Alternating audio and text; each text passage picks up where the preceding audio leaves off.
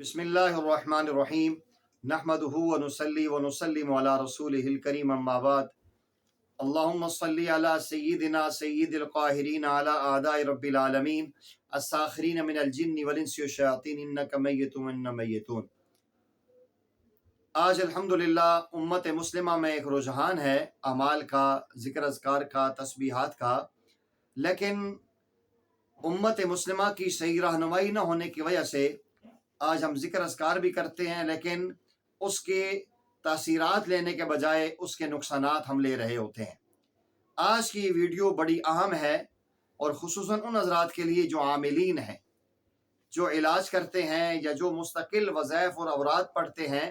ان کے لیے تسبیح کے حوالے سے بڑی اہم باتیں اور معلوماتی باتیں ہیں، اور آپ اس کو پوری ویڈیو آخر تک دیکھیں گے تو انشاءاللہ آپ کو، میں یہ سمجھتا ہوں کہ پہلی مرتبہ صحیح تفصیل کے ساتھ آپ کو رہنمائی ملے گی۔ یہ جس پہ ہم ذکر کرتے ہیں، جسے ہم عام طور پہ ایک مالا سا ہے اور اس کو ہم تسبیح کہتے ہیں، یہ آپ کے سامنے، اس کو تسبیح کیوں کہتے ہیں؟ پہلی بات تو یہ کہ سبح یسبح تسبیحا، اس کے اوپر ہم اللہ کا ذکر کرتے ہیں، لا الہ الا اللہ پڑھتے ہیں، سبحان اللہ پڑھتے ہیں، دروشی پڑھتے ہیں، اس وجہ سے اس کو یہ مذاکرہ ہے، اس کو اس وجہ سے زیادہ تسبیح کہا جاتا ہے۔ تسبیح کے حوالے سے تقریباً 4-5 باتیں بڑی اہم ہیں، ویسے تو اس کی زیادہ تفصیل ہے لیکن اس ولاگ میں اور اس ویڈیو میں صرف مختصر سی 5 باتیں آپ سے عرض کرنی ہے۔ سب سے پہلی بات یہ کہ یہ جو تسبیح ہے یہ کس چیز کی ہونی چاہیے؟ تسبیح پلاسٹر کی ہونی چاہیے، تسبیح شیشے کی ہونی چاہیے، پتھر کی ہونی چاہیے، لکڑی کی ہونی چاہیے۔ تو آپ یہ سمجھیے کہ انسان کو اللہ جل جلالہ نے مٹی سے پیدا کیا ہے، انسان کی ولادت اور اس کی تخلیقات میں مٹی کا بڑا عمل و دخل ہے، تو جو چیز مٹی سے زیادہ مناسبت رکھے گی اس سے اگر تسبیح بنے گی تو انسان کی طبیعت اور مزاج کے بہت موافق ہوگی، اس سے زیادہ فائدہ ہوگا۔ مٹی سے لکڑ پیدا ہوتی ہے، اسی انداز میں بہت ساری چیزیں ہیں، پتھر ہے، تو جو بندہ پتھر کی تسبیح لے لے یا لکڑی کی تسبیح لے لے اور اس میں کوشش کرے کہ یہ جو لکڑی انجیر کی لکڑ ہو جائے، کھجور کی لکڑ ہو جائے تو زیادہ مناسب ہے۔ علماء فرماتے ہیں کہ اگر آپ بیری کی تسبیح لیتے ہیں اس لکڑی کی یا کیکر کی بناتے ہیں تو کیکر وغیرہ پہ یہ اس قسم کافر قسم کے شریر قسم کے جنات ہوتے ہیں، اور بیری پہ اور کھجور کے درخت پہ نیک جنات ہوتے ہیں۔ تو اگر آپ کی تسبیح بیری کی لکڑی کی بنی ہوگی یا کھجور کی لکڑی کی بنی ہوگی تو اس میں نیک جنات کی معاونت بھی ہوگی اور آپ کے ذکر اور تسبیحات میں لطف بھی آئے گا۔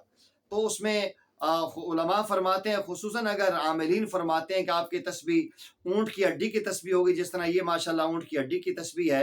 اس کے اندر بھی اللہ نے بڑی تاثیرات رکھی ہیں، یہ بذات خود بڑی تاثیر رکھتی ہے۔ ہمارے حضرت جی دامت برکات عالیہ فرماتے ہیں کہ جو بندہ اونٹ کی ہڈی کی تسبیح پہ سورہ فلق یا ناس یا حزب البحر پڑھتا ہے اور وہ تسبیح گھر میں رکھ لیتا ہے تو اللہ جل جلالہ اس کی برکت سے شریر جنات کو وہاں سے نکال دیتے ہیں۔ تو سب سے پہلی بات تو یہ کہ تسبیح جب بھی ہو، لکڑی کی ہو یا پتھر کی ہو، پلاسٹک کی تسبیح نہیں ہونی چاہیے۔ آج کل عام روٹین میں لوگوں نے پلاسٹک کی تسبیح بنائی ہوئی ہے۔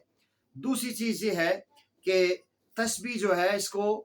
پکڑنا کون سے ہاتھ میں چاہیے؟ عام طور پہ آپ نے بھی دیکھا ہوگا کہ اکثر لوگ تسبیح بائیں ہاتھ میں پکڑ لیتے ہیں، حالانکہ دایاں ہاتھ جو ہے یہاں سے خیر اندر آتی ہے،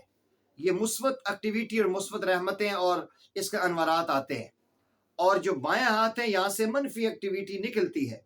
آپ دیکھیں نبی پاک صلی اللہ علیہ وسلم نے فرمایا کہ جب بھی کوئی بھی اچھا کام کریں آپ دائیں ہاتھ سے کریں، دائیں طرف سے۔ آپ نے قمیض پہننی ہے دائیں طرف سے پہنیں، آپ نے کنگھی کرنی ہے دائیں طرف سے کریں، آپ نے ناخن کاٹنے ہیں دائیں ہاتھ سے شروع کریں، آپ نے شلوار پہننی ہے تو دایاں پانچا پہنیں، آپ نے سرما لگانا ہے تو ڈالنا ہے تو دائیں آنکھ میں پہلے لگائیں۔ تو ہر اچھا کام دائیں طرف سے کرنا ہے، کھانا دائیں ہاتھ سے کھانا ہے، دائیں جوتی پہلے پہننی ہے۔ تو یہ دایاں ہاتھ ہے، اس کے ساتھ ہی جب ادھر آئیں گے تو یہ نقش بند سلسلے کا یہ لطیفہ روح ہے،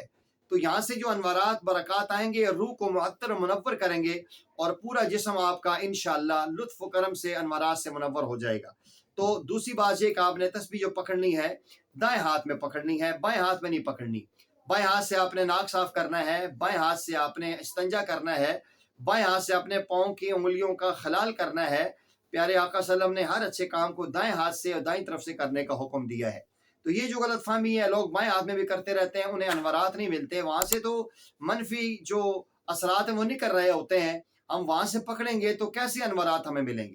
عام طور پہ لوگوں کا روٹین ایسا بن چکی ہے، کسی کو دکاندار کو پیسے بائیں ہاتھ سے دے رہے ہیں، دکاندار بائیں ہاتھ سے دے رہا ہے، جب بائیں ہاتھ سے لینا دینا کریں گے تو وہ سارا نظام اس کا وہیں کاروبار بیٹھ جائے گا۔ دائیں ہاتھ سے لینا دینا ہوگا، دائیں ہاتھ سے سلام کریں گے، دائیں ہاتھ سے کھائیں گے، انشاءاللہ آپ کے کاروبار میں، آپ کی ہر چیز میں برکت ہوگی۔ تو کبھی بھی تسبیح پکڑتے ہوئے بائیں ہاتھ استعمال نہ کریں۔ آج کل لوگوں کی تربیت نہیں ہوتی، کئی دفعہ ہم دیکھتے ہیں، سمجھاتے بھی رہتے ہیں کہ بچوں کے دائیں ہاتھ میں جوتی ہوتی ہے، بائیں ہاتھ میں سپارہ پکڑا ہوتا ہے۔ کئی لوگوں نے اسی انداز میں جا کر دیکھیں، آج ہمارے ہاں ایک ایسا الٹی گنگا بہ رہی ہے کہ جتنی مشہوریاں آپ دیکھیں، کوئی کولڈ ڈرنک پی رہا ہے تو بائیں ہاتھ سے، کوئی کھانا کھا رہا ہے تو بائیں ہاتھ میں، ایسی جو ہے اس کی مشہوریاں دی جا رہی ہوتی ہیں، اور یہ ایک کلچر دیا جا رہا ہوتا ہے کہ آپ نے بائیں ہاتھ سے کھانا ہے اور پینا ہے۔ حالانکہ اللہ کے نبی صلی اللہ علیہ وسلم نے فرمایا، حدیث کا مفہوم ہے،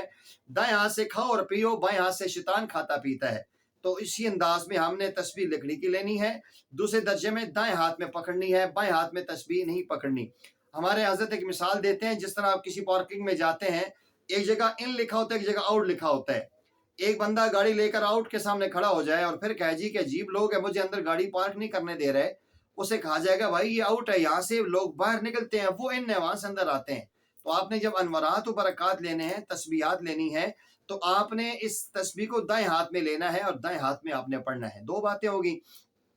تیسری بات یہ کہ تسبیح ہم نے پڑھنی کیسے ہے؟ تو یہ جو اس کا مینار ہے نا، یہ سامنے والا، جب بھی آپ تسبیح کریں مینار کو اندر رکھیں، اور یہ انگوٹھا اور شہادت کی انگلی، اس سے آپ نے ایسے پڑھنا ہے، سبحان اللہ سبحان اللہ سبحان اللہ سبحان اللہ۔ یہ ایسے چلاتے چلاتے آپ نے تسبیح مکمل کرنی ہے۔ جب آپ آخر میں پہنچ جائیں گے تو اس مینار کے اوپر سے ایسے نہیں پڑھنا، بلکہ اس کو یوں کر کے ایسے پکڑ کے سبحان اللہ پڑھیں گے، تو اس سے تسبیح کے انوارات و برکات آپ کو نصیب ہوں گے۔ اور چوتھی بات یہ کہ جب پڑھ لیا ہے تو پڑھنے کے بعد بعض لوگ عام طور پہ ایسا ہوتا ہے یوں پکڑا اور وہاں پھینک دیا، یہ بھی تسبیح کی بے ادبی اور بے اکرامی ہے۔ آپ دیکھیں، ایک پانی کے گلاس پہ آپ سورہ یاسین پڑھتے ہیں، سورہ رحمان پڑھتے ہیں، تو کیا کبھی ایسا ہوا کہ پڑھ کے آپ اس کو زمین میں پھینک دیں؟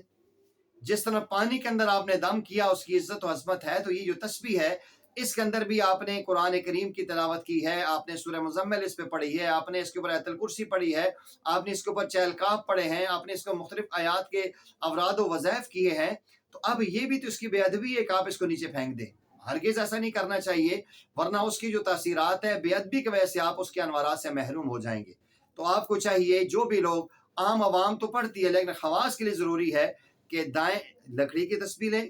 نمبر 2 دائیں ہاتھ میں لیں، نمبر 3 اس انداز میں پڑھیں، نمبر 4 اس کو دائیں ہاتھ میں پکڑنے کے بعد پڑھ کے آپ نے اس کو کسی اونچی جگہ پہ رکھ لیں۔ بہتر یہ ہوتا ہے کہ اس کو کسی کپڑے میں محفوظ رکھ لیں، اور یہ جتنا اس کی آپ تاثیر کو، اس کے ادب کا خیال رکھیں گے، انشاءاللہ العزیز یہی تسبیح آپ کی آنے والے وقت میں زندہ ہو جائے گی۔ یہی تسبیح آپ کو انشاءاللہ ہر بیماری کا بھی علاج بتائے گی۔ انشاءاللہ اس پر ہم تفصیلی ویڈیو بنائیں گے کہ تسبیح سے استخارہ کیسا ہوتا ہے۔ تو آپ سے گزارش یہ ہے کہ اگر آپ اس چیز کا اہتمام کریں کہ تسبیح لکڑی کی لیں، اونٹ کی ہڈی کی لیں، یا اسی انداز میں کھجور یا بیری کی لکڑ کی تسبیح بنی ہو، اس کے بعد دوسری دائیں ہاتھ سے پہ پکڑیں، تیسرا اس کے اندر جو ہے کہ مینار اندر رکھ کے پڑھنے کی کوشش کریں، چوتھا کہ جب پڑھ لیں تو اس کو ادب اور احترام کے ساتھ سنبھال کے رکھیں۔ انشاءاللہ العزیز اس سے آپ کو اس کی تاثیرات ملیں گی اور انوارات بھی ملیں گے، اور انشاءاللہ جب اس تسبیح پہ آپ پڑھیں گے تو آپ کو محسوس ہوگا کہ یہ تسبیح نے اپنے اندر انوارات رکھے ہوئے ہیں۔ اگر آپ دیکھیں کسی پتھر کو نا ٹھنڈی جگہ پہ رکھیں، تھوڑی دیر بعد پتھر آپ کو ٹھنڈا نظر آتا ہے، اسی انداز میں اس تسبیح کو اگر آپ اے سی لگا ہوا ہے وہاں رکھیں، تھوڑی دیر کے بعد آپ کو ٹھنڈک محسوس ہوگی۔ تو جس طرح ٹھنڈک اپنے اندر لے سکتی ہے، برودت اور حرارت لے سکتی ہے، تو ایسے انوارات و برکات بھی لے سکتی ہیں۔ تو آپ سے گزارش یہ کہ اس چیز کا خیال رکھیں، انشاءاللہ العزیز سے تاثیرات بھی پیدا ہوں گی اور آپ کے وظائف میں برکت بھی ہوگی۔